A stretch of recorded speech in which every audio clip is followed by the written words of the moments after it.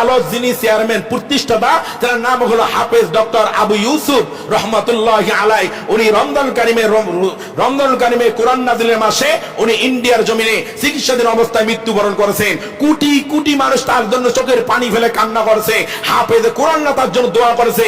জানা যায় অসংখ্য মানুষের ঢল নেমেছিল। পক্ষান্তরে ওই একই দিনে আরেকটা কুলাঙ্গার মারা গেছে, ওই ঢাকা বিশ্ববিদ্যালয়ের অধ্যাপক জিয়া রহমান, যে বলেছিল আসসালামু আলাইকুম রহমাতুল্লাহ শুদ্ধ করে সালাম দেওয়া এবং আল্লাহ হাফেজ বলা জঙ্গিদের লক্ষণ। এই কুলাঙ্গারও সেই দিন মারা গেছে। গোটা ফেসবুক শুধু আলহামদুলিল্লাহ আলহামদুলিল্লাহ আলহামদুলিল্লাহ। একটা নাস্তিকের বিদায় হলো, কেমন জীবন যাপন করলেন, কেমন কর্ম করে গেলেন। আপনার মৃত্যুতে মানুষ আলহামদুলিল্লাহ বলে, আপনার মৃত্যুতে মানুষ বলে উইকেটের পতন হলো। একটা নাস্তিক বিদায় হলো, পক্ষান্তরে আরেকজন কোরআনের পাখি বিদায় হয়ে গেল আবু ইউসুফ রহমতুল্লাহ আলাইহি। তার জন্য মানুষ চোখের পানি ফেলে কান্না করে। এমন মহিলা দেখেছি তারা পর্যন্ত কান্না করেছে।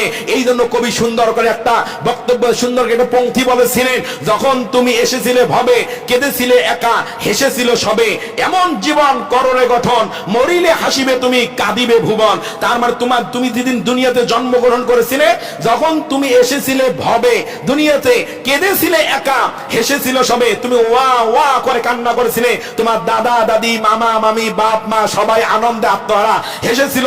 এই জন্য কবি বলে এমন জীবন কররে গঠন, তোমার জীবনটাকে এমন ভাবে গঠন করো মরিলে হাসিবে তুমি, হাসতে হাসতে তুমি পৃথিবীর থেকে বিদায় নিয়ে যাবে, কাঁদিবে ভুবন। তোমার জন্য গোটা পৃথিবী কান্না করবে, সমস্ত মানুষ আফসোস করবে, চোখের পানি ফেলে কান্না করবে। আর আমরা এমন আকাম কুকাম করে মারা যাই, আমরা মারা গেলে মানুষ আলহামদুলিল্লাহ বলে উইকেট পড়ছে, একটা সদ্যে বিদায় হয়েছে।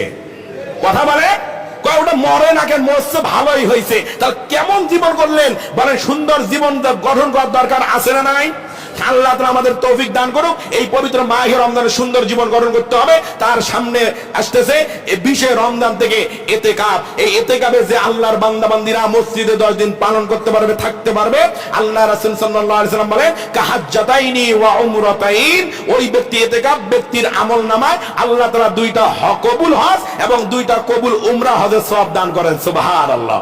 তাহলে এত ফজিলতপূর্ণ ইতিকাফে থাকার দরকার আছে। প্রত্যেকটা মসজিদে অন্ততপক্ষে নিম্নে একজন থাকতে হবে, নইলে পুরো মহল্লাবাসী গুনাহগার হবে, গুনাহগারের ভাগীদার হবে। এই জন্য